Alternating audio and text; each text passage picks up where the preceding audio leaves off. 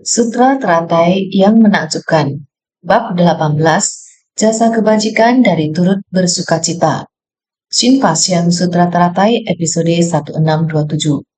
Mengingat orang-orang sudah tua dan lemah, membimbing mereka dengan ajaran Buddha. Dalam usia tua, semangat dan tenaga perlahan-lahan melemah. 5 agregat mengalami perubahan terus-menerus dan tak henti-hentinya menjadi tua, sakit, dan merosot kondisinya. Bentuk, suara, bebauan, rasa, sentuhan, dan bentuk-bentuk pikiran, 6 kesan indera ini dan 6 kesadaran darinya dapat mengkondisikan 12 sebab musabab nidana. Membentuk siklus yang berulang-ulang sehingga sifat sejati menjadi merosot dan lemah. 6 akrar indera, 6 kesan indera, dan 6 kesadaran. Esensi karakteristiknya semakin tua dan lemah. Wabah penyakit, wabah kelaparan dan lainnya adalah gejala kemerosotan di mana alam manusia dilanda semakin banyak bencana dan penderitaan. Sangat bersedih hati. Sungguh waktu tidak ditinggalkan kepada orang. Setiap hari, setiap detik, dan setiap menit demikian terlalu tanpa henti. Di tubuh manusia, yang tertinggal hanyalah jejak penuaan, tiada yang lain. Seumur hidup hanya dilalui dengan demikian biasa-biasa saja, dengan segenap energi juga sama. Seberapa keras berusaha lagi juga sama. Energi secara bertahap melemah, perlahan-lahan melemah.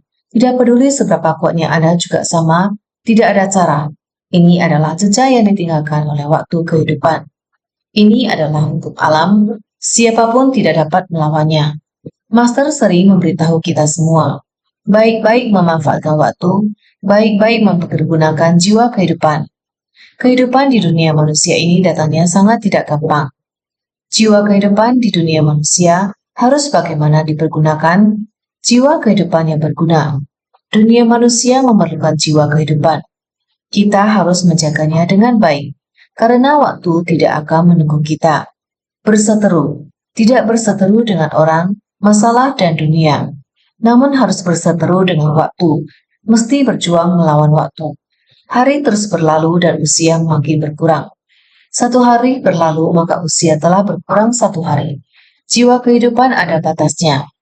Jadi jiwa kehidupan yang terus berkurang masih dapat tinggalkan berapa banyak. Maka harus memperjuangkan waktu, memanfaatkan waktu untuk mengembangkan kemampuan intuitif kehidupan. Senantiasa berkata demikian. Walaupun ketika fase penuaan telah dimulai, tidak dapat dihindari dengan cara apapun, harus dengan segera, sebelum merasa tua, segera menggunakan nilai dari hidup kita dengan benar. Karena kehidupan kita setiap hari berada dalam 5 agregat, mengalami perubahan terus-menerus dan tak henti-hentinya. Rupa, perasaan, persepsi, dorongan, pikiran, dan kesadaran. Kita tidak lain adalah 5 akar indera. 5 kesadaran bersentuhan dengan 5 objek indera dan bersentuhan lagi dengan 5 kondisi lingkungan. Ini semua adalah bagian dari agregat dari wujud. Mata mengkondisikan rupa dan lain-lain. 5 akar indera dan 5 kesadaran ini masih dalam bentuk rupa. Kita sangat perhitungan. Melalui mata, telinga, hidung, lidah, dan badan kita saling berinteraksi. Kita saling bersentuhan. Sebenarnya kerisauan berasal dari mana? Hari-hari terus berlalu. Mengapa? Hanya karena orang, masalah, dan benda timbulkan kerisauan. Apa gunanya? Apakah ini bernilai? Di dalam kehidupan sehari-hari kita perlu memperjuangkan waktu, dan demi orang-orang kita harus perjuangkan. Untuk orang banyak, untuk masalah, memberi manfaat kepada orang banyak. Kita harus segera menggenggam waktu, berlomba dengan waktu. Jangan menghamburkannya. Jangan berkutat dan melekat di dalam akar dan kesadaran kita. Kita harus bersungguh-sungguh berusaha untuk menjalankan hidup kita dengan disiplin dan dengan tulus menjaga tindakan kita agar tidak menyimpang. Dengan memberikan upaya di mana itu dibutuhkan. Ini adalah tentang rupa dari hal berwujud. Di dalam kehidupan kita, dalam hal perilaku dan sebagainya, kita harus benar-benar bersungguh hati. Kita harus berjuang melawan perjalanan waktu. Kita tidak boleh ada pertikaian dengan orang lain atau masalah. Tetapi kita harus berpegang teguh dengan arah yang benar dan tidak menyimpang. Agregat dan dorongan pikiran adalah bagaimana segala hal di dalam tubuh kita melalui perubahan-perubahan kecil yang sangat rumit dan tak terlihat. Seperti yang dahulu pernah saya katakan kepada semua orang, agregat dari dorongan pikiran ini bukan tindakan kedua kaki kita saat kita berjalan. Bukan. Sebenarnya adalah apa yang tidak bisa kita lihat atau dirasakan oleh kesadaran kita. Perubahan ini terjadi diam-diam.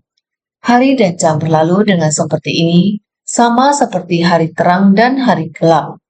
Sekarang kita melihat langit masih gelap, tetapi sebentar lagi langit akan pelan-pelan menjadi terang, tanpa terasa berlalu dari kegelapan ke langit terang. Perubahan ini sangat bertahap bahkan tidak terlihat oleh kita.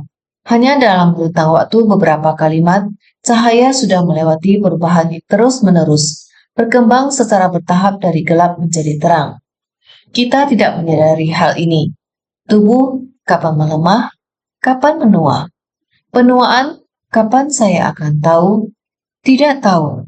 Saya selalu berpikir, bagaimana ini bisa terjadi?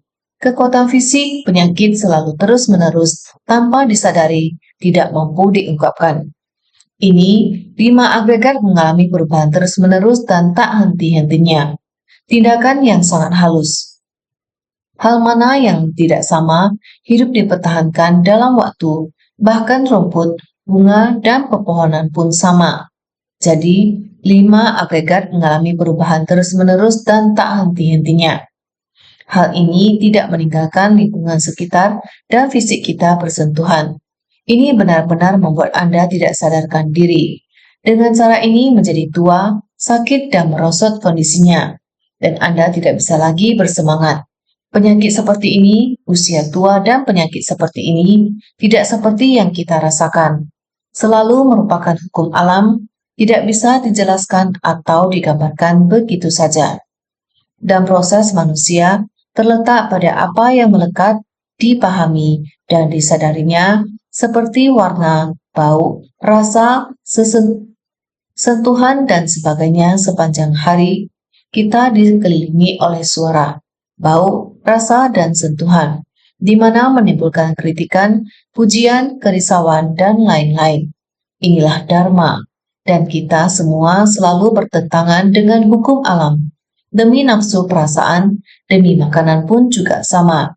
Selalu dikatakan, sayuran, buah-buahan, biji, dan kacang adalah sumber nutrisi kita.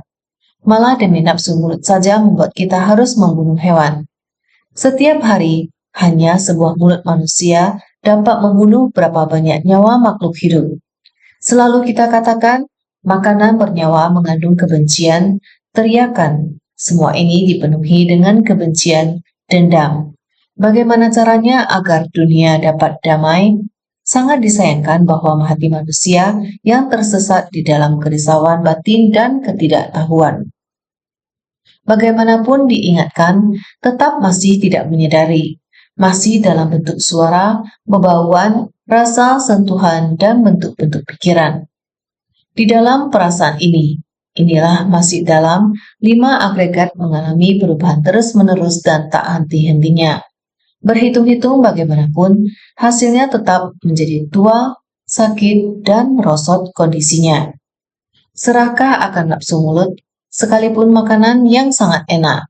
Hanya beberapa detik sudah lewat begitu saja. Setelah makan, tubuh bisa sakit. Polusi yang dibawa ke alam semesta ini, ke bumi ini.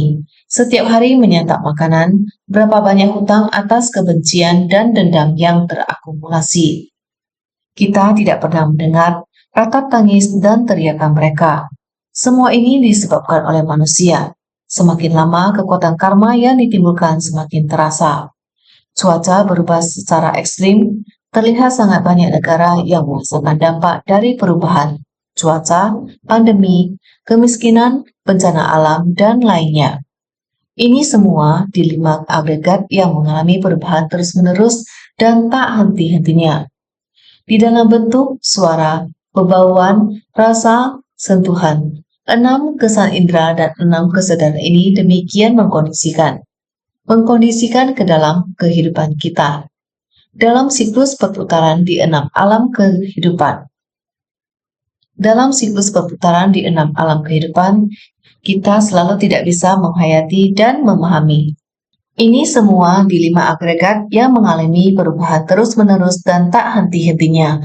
Di dalam bentuk suara, bebauan, rasa, sentuhan. 6 kesan indera dan 6 kesadaran ini demikian mengkondisikan ke dalam kehidupan kita.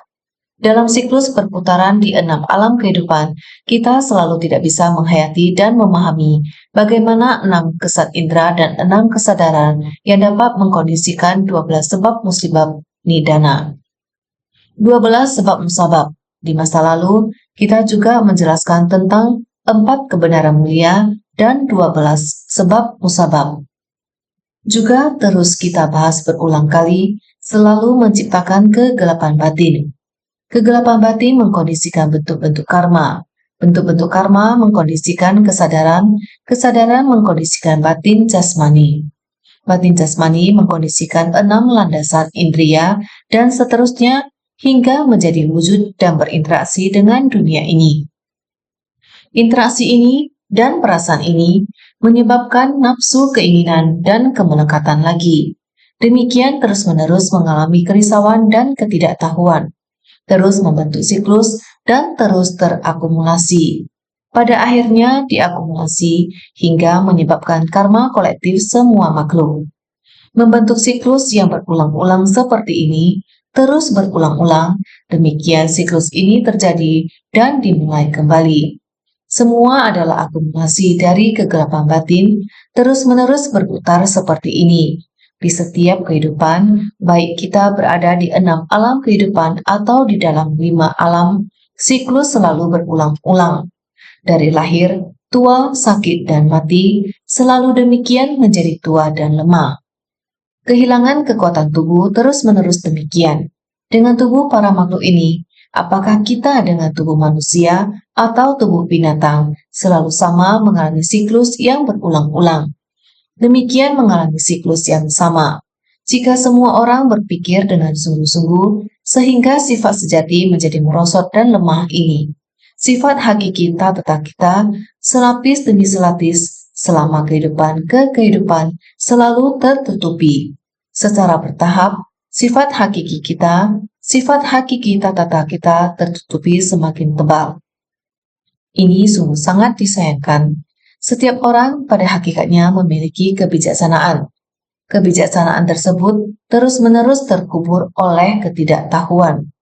Ketika menyangkut hal-hal yang jelas-jelas tidak mereka ketahui, mereka tidak hanya ingin memahaminya, tetapi bahkan menyebarkan kesalahpahaman kepada orang lain. Apa yang tidak benar menjadi rumor dan fitnah, dan menyebabkan kekacauan dalam masyarakat. Ini mengaburkan batas antara baik dan jahat. Dari sini, makhluk hidup menciptakan karma kolektif.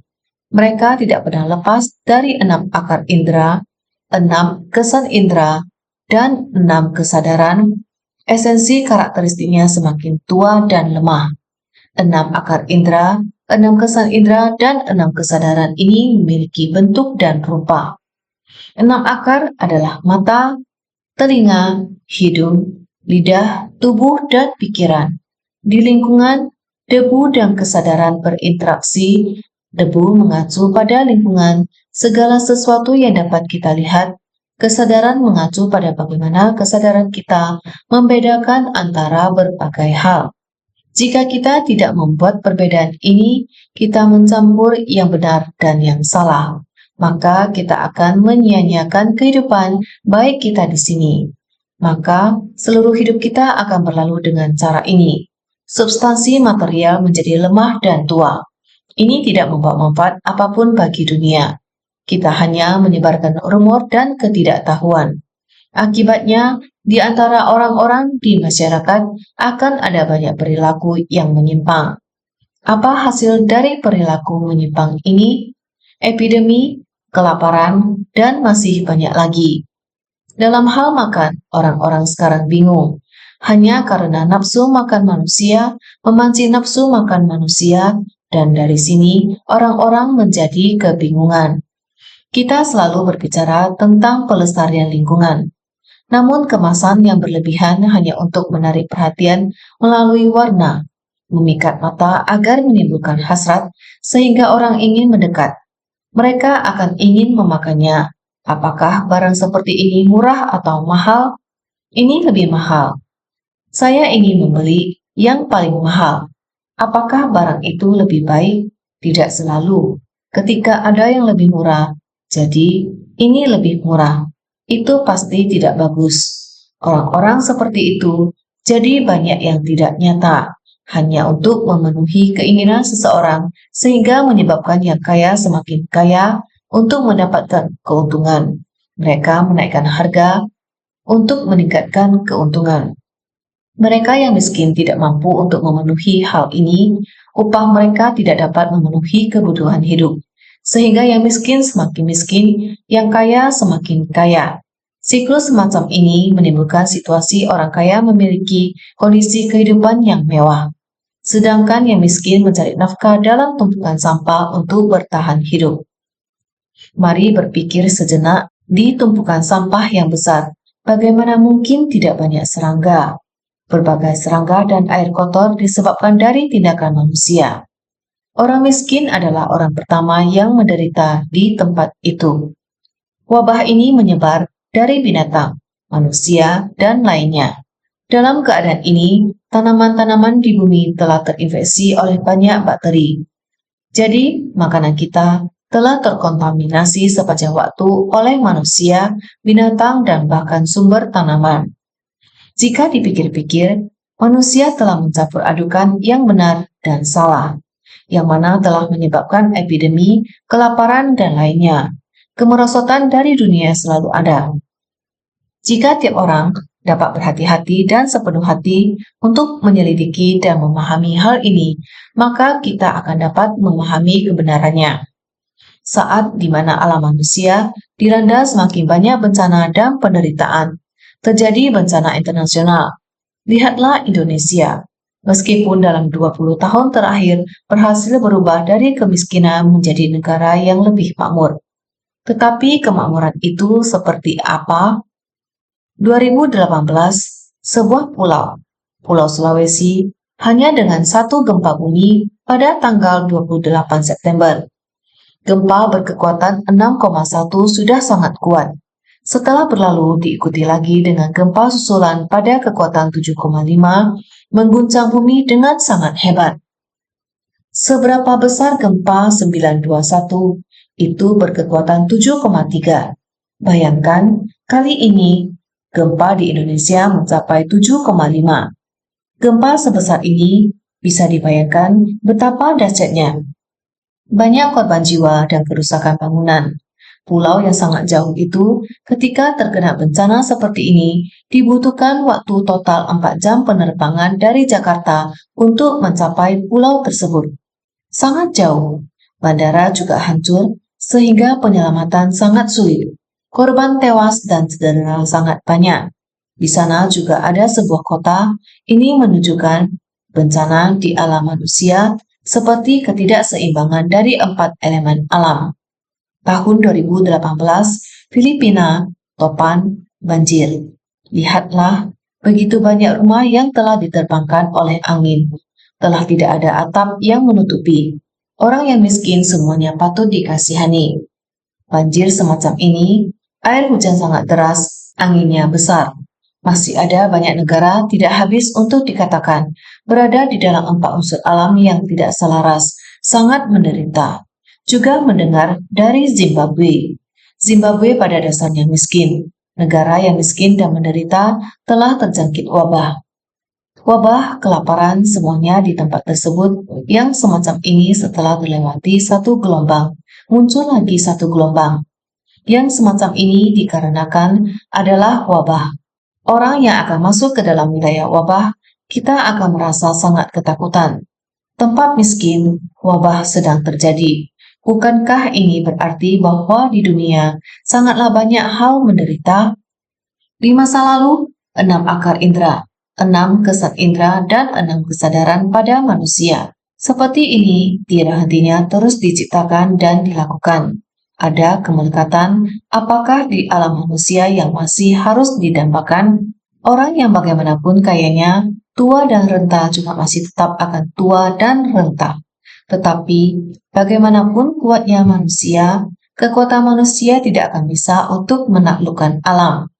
4 unsur alam yang tidak selaras ini, perubahan iklim yang ekstrim, negara manapun akan bisa merasakannya.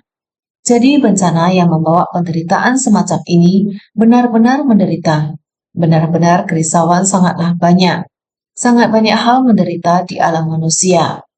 Maka di naskah sutra Buddha dikatakan, dahulu juga dikatakan makhluk hidup sakit, maka bodhisattva juga sakit. Ini adalah penderitaan dari penyakit. Maka setiap badan ini sakit, yang dikhawatirkan adalah bencana di dunia. Ini juga tidak diketahui penyebabnya. Firasat itu setiap kali pasti begitu. Merasa saat ini bencana tidak henti-hentinya terjadi. Penderitaan yang tidak dapat dikatakan, benar-benar sangat menderita. Alam manusia kita harus segera dapat memberikan manfaat kepada orang lain. Menikmati kehidupan juga berlalu satu hari, menambah karma. Segera tersadarkan dan menggenggam erat waktu. Menggunakan tubuh ini bagaimana agar dapat memberi manfaat kepada kehidupan. Harus segera memberi manfaat kepada orang lain, hanya dengan tubuhlah baru ada cara. Berharap semuanya harus bersungguh hati. Naskah sutra sebelumnya, serta gajah, kuda, kereta, istana dan paviliun yang terbuat dari 7 ratna manikam. Dermawan besar ini berdana ini selama 80 tahun penuh. Sutra teratai bab 18, jasa kebajikan dari turut bersukacita. Mereka adalah orang-orang yang dapat menikmati kehidupan, dan orang-orang ini jika dapat membangkitkan tekad untuk bersumbangsi. Dermawan besar ini berdana seperti ini selama 80 tahun penuh. 80 tahun. Hal ini telah dibahas sebelumnya. Bukan berarti 80 tahun waktu kita. Penuaan fisik tubuh ini adalah sesuatu yang tidak bisa dihindari dan terlihat. Sebenarnya, 80 tahun ini, makna dan artinya adalah kesadaran kelima, kesadaran keenam, kesadaran ketujuh, dan kesadaran kedelapan. Kita mengikuti berbagai macam kesadaran ini dan melakukan perbuatan yang terciptanya kekuatan karma, yang pada akhirnya akan tersimpan di dalam kesadaran ke-8. Tiada sesuatu pun yang terbawa pergi sewaktu mati, hanya karma yang menyertai. Ini sudah dibahas sebelumnya, kita di dalam hukum waktu ini, waktu, ruang, dan hubungan antara manusia. Di dalam hukum ini, kita harus sadar setiap waktu dan memanfaatkan waktu dengan baik. Kita harus menghargai ruang ini dan lebih harus menghargai jalinan jodoh antar sesama. Kita harus menyatukan jalinan jodoh setiap orang, tidak peduli seberapa besar ruangnya dan berapa banyak makhluk hidup yang menderita. Kita semua dapat mengumpulkan kekuatan ini dan bersatu untuk membantu mereka. Sebelumnya disebutkan ada banyak negara yang dapat terhubung dengan kita, dapat disebutkan satu persatu. Berita bencana kerap kali muncul. Oleh karena itu, kita harus lebih bersungguh hati untuk memahami dan bukan hanya dengan mempelajari naskah sutra. Naskah sutra itu sendiri adalah pengingat bagi kita. Oleh karena itu, semua orang harus bersungguh hati. 80 tahun ini relevan bagi kita. Anak muda sekarang dan semua orang hendaknya memahami prinsip dari 80 yang merujuk pada kesadaran ke-8. 80 tahun adalah kesadaran ke-8. Kata ini mengandung makna tersebut. Kalau saya tidak menjelaskannya kepada kalian semua, maka kalian semua akan membaca sutra secara harfiah. 80 tahun dianggap sudah tua. Apakah harus 80 tahun umurnya baru dikatakan tua? Apakah semua orang bisa hidup sampai umur 80 tahun? Belum tentu. Hidup ini tidak kekal. Jadi semua orang mesti tahu bahwa kehidupan kita sehari-hari tidak pernah terpisah dari setiap menit dan detik dari waktu. Apa yang niat pikiran kita ciptakan tidak pernah terpisah dari 6 kesadaran, kesadaran ke-7 dan kesadaran ke-8. 6 kesadaran bersentuhan kondisi eksternal. Lewat renungan barulah ada tindakan. Setelah ada tindakan, Karma baik dan buruk akan tersimpan di dalam kesadaran kedelapan. Kita hanya bisa membawa kesadaran kedelapan. Karma kesadaran, bila kita kaya raya dalam kehidupan ini karena perbuatan baik kita di masa kehidupan sebelumnya. Kalau kita mengalami penderitaan, ini karena perbuatan jahat di kehidupan lalu. Dan karena kita tidak menciptakan karma bajik. Jadi saat ini, ketika kita memberikan bantuan bencana, kita juga menjelaskan dan mempropagandakan semangat dari jaringan bambu. Setiap niat baik berkumpul dari setiap tetesan, agar orang bisa membantu diri sendiri dan orang lain. Dengan begini, mereka yang menerima bantuan juga bisa membantu orang lain. Sedikit demi sedikit ini menginspirasi cinta kasih mereka. Ini namanya menanam benih kebajikan. Kita hendaknya perlu memahami ini dengan menyeluruh dan mempraktikannya dalam tindakan. Naskah sutra berikutnya menyebutkan, lalu berpikir demikian. Lewat 8 kesadaran, kita memperoleh pemahaman. Mengenal 8 kesadaran kita ini, kita bisa memahami prinsip kebenarannya. Jadi kita mesti memiliki pikiran ini. Setelah timbul pikiran, kita mesti berpikir lebih mendalam lagi. Lalu berpikir demikian. Aku telah memberikan kepada para makhluk benda-benda menyenangkan sesuai dengan keinginan mereka.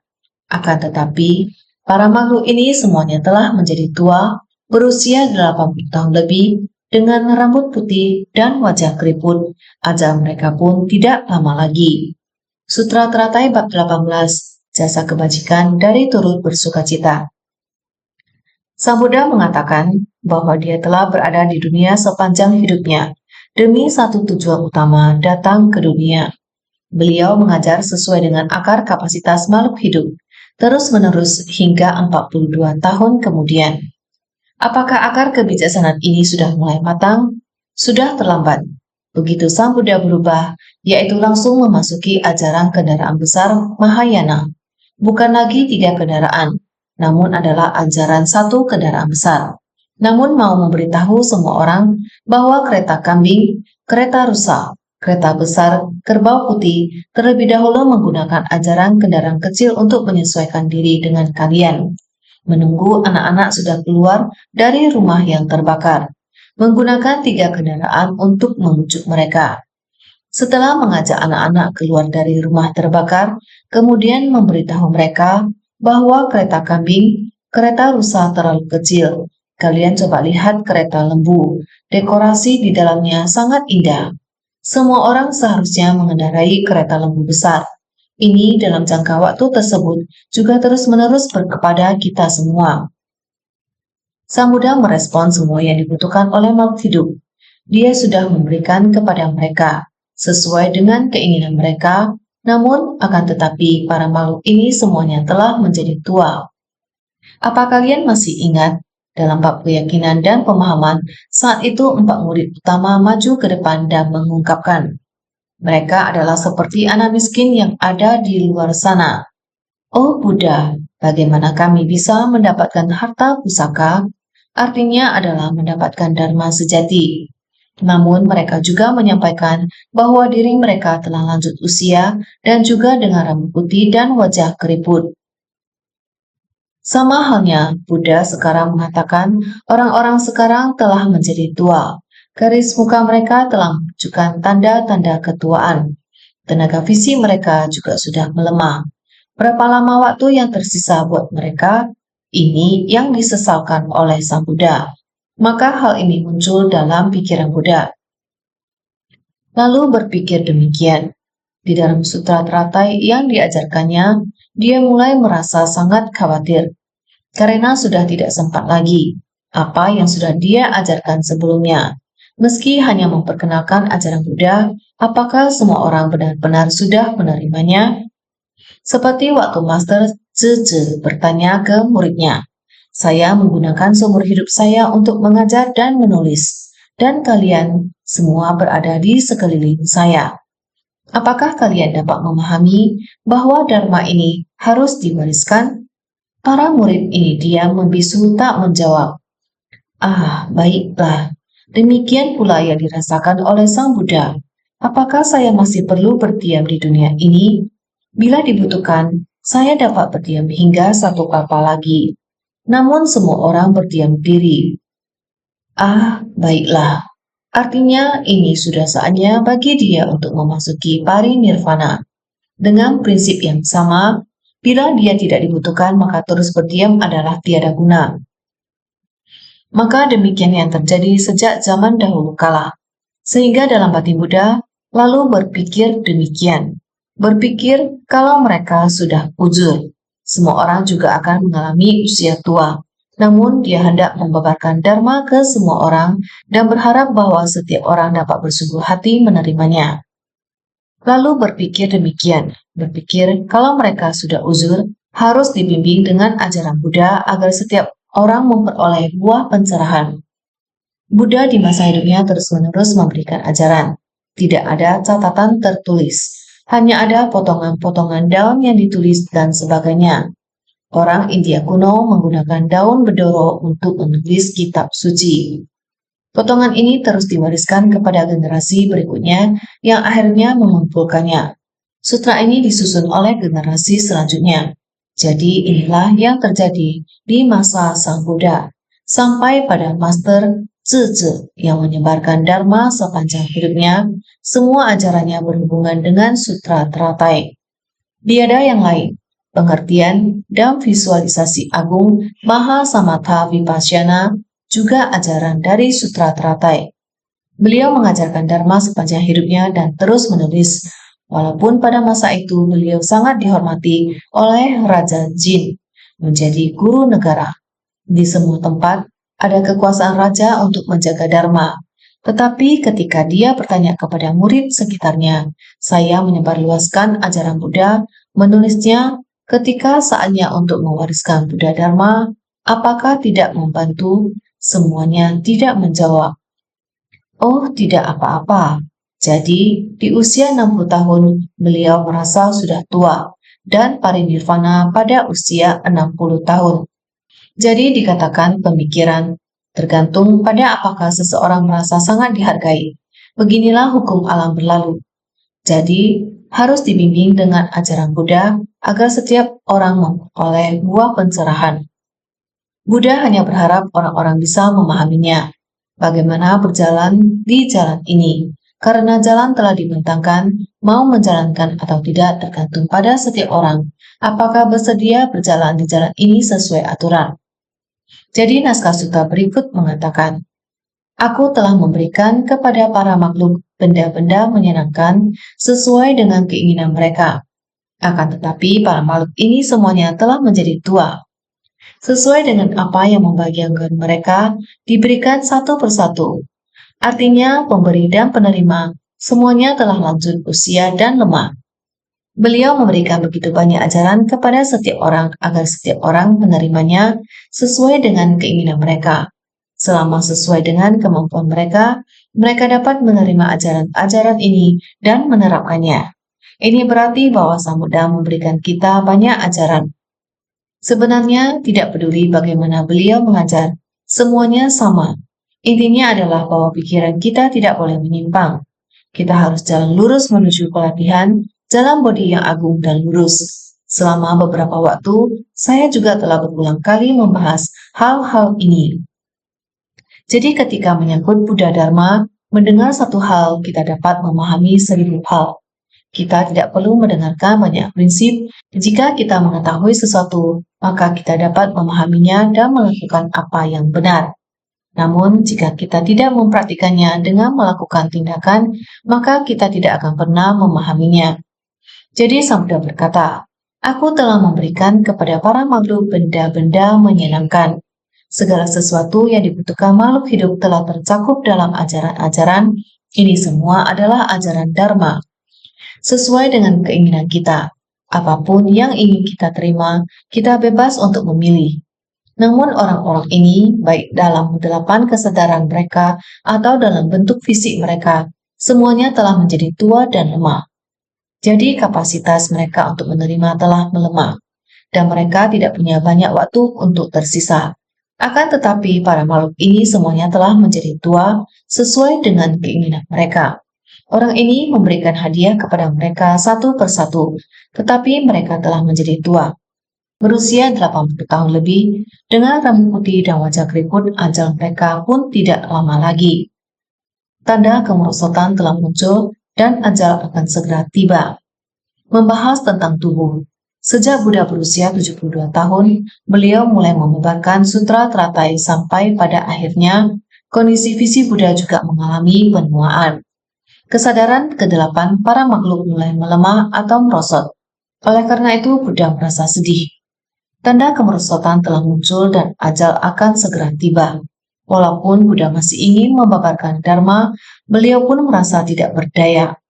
Oleh karena itu, naskah sutra selanjutnya mengatakan, aku sekarang harus menggunakan ajaran Buddha untuk membimbing mereka. Karena waktu sudah hampir habis. Walaupun pada akhirnya, Buddha menambah membabarkan sutra Mahaparinirvana setelah membabarkan sutra teratai. Semakin ditekankan bagaimana kita harus menghargai waktu. Demikian juga dengan Buddha. Aku sekarang harus menggunakan ajaran Buddha untuk membimbing mereka. Ia segera mengumpulkan para makhluk ini, membabarkan dan menyebarkan Dharma kepada mereka, membimbing dan menjelaskan ajaran untuk memberikan manfaat dan sukacita pada mereka. Sutra Teratai bab 18, jasa kebajikan dari turut bersukacita. Segera mengumpulkan semua orang untuk membabarkan ajaran kendaraan besar. Kereta kambing, rusa, dan lembu putih. Beliau menggunakan perumpamaan rumah terbakar untuk membimbing semua orang keluar. Di tempat kosong ini, membiarkan mereka berbaris, membiarkan mereka berkumpul sesuai dengan yang mereka sukai, sehingga mereka dapat bersukacita. Namun beliau memberitahu mereka, kalian harus memilih kereta besar yang kalian suka. Sejak saya sendiri yang memberikan kepada kalian, dan saya sangat dermawan, murah hati, saya memberikan dengan sangat cukup. Namun kalian harus tahu cara memilih dengan baik. Oleh karena itu, aku sekarang harus menggunakan ajaran Buddha untuk membimbing mereka. Ia segera mengumpulkan para makhluk ini, membabarkan dan menyebarkan Dharma kepada mereka, membimbing dan menjelaskan ajaran untuk memberikan manfaat dan sukacita pada mereka. Berpikir hendak menggunakan ajaran Buddha untuk membimbing mereka, mengumpulkan para makhluk ini, orang-orang yang menerima pemberian. Melakukan pemikiran ini, Buddha berpikir dengan tulus mengajar dan membimbing semua orang. Ajaran Buddha untuk membimbing dan memberikan pengajaran pada mereka. Mengumpulkan para makhluk ini, orang-orang yang menerima pemberian. Mengumpulkan orang ini untuk kemudian hari perlu menerima Dharma juga harus berkesinambungan, sehingga membabarkan dan menyebarkan Dharma kepada mereka, memberi pesan pada semua yang mendengarnya di persamuan untuk kemudian hari perlu menerima Dharma dan juga harus berlanjut terus, sehingga membabarkan dan menyebarkan Dharma kepada mereka. Berpesan demikian, yang ada mendengar di persamuan, semua harus ingat, pada masa mendatang, Dharma ini harus disebarluaskan, harus membimbing para makhluk, menuruti kapasitas makhluk untuk membimbing dan menjelaskan ajaran untuk memberikan manfaat dan sukacita, sehingga memaklumkan dan menyebarkan ajaran, memberikan pengajaran secara luas, menggunakan Dharma untuk mengajar dan membimbing mereka, memberikan manfaat supaya mereka bersukacita, membabarkan dan menyebarkan Dharma kepada mereka, membimbing dan menjelaskan ajaran untuk memberikan manfaat dan sukacita pada mereka, memaklumkan dan menyebarkan ajaran, menggunakan Dharma untuk mengajar dan membimbing mereka, memberikan manfaat supaya mereka bersukacita. Saudara sekalian, kekuatan Dharma selalu tergantung orangnya. Diri sendiri ada merasakan jalan yang telah dilalui, mengetahui penderitaan para makhluk.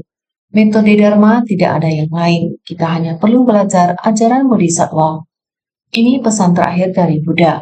Tujuan utama masa kehidupan kita adalah memberi ajaran Bodhisattva. Berharap semua menggenggam waktu berlalu dengan cepat. Semoga semua orang bersungguh hati.